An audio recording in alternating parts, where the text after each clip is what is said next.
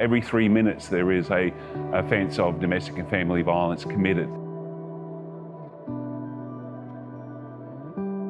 So it's important that students, our next generation coming forward, have a talking piece like the Red Bench where they can discuss issues that might be experienced in their own homes.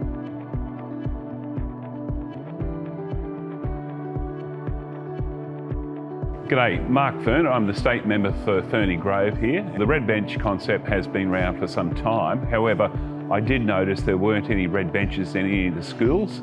So I approached the school leaders here and the principals to set up an arrangement where we could install a red bench at Ferny Grove State High School.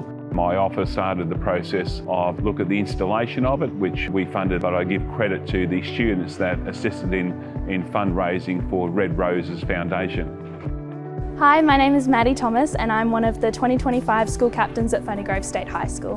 Well, I definitely know that when the bench was installed, we got lots of questions about what is this bench doing here? Why is there just this red bench in our area? So it definitely started a lot of conversations, and I think already it's bringing so much awareness. I think it makes them feel more comfortable to be open about a situation that they might find themselves in, and will help them in the future as well if they come across anyone that is in that situation. They know who to reach out to and how they can help.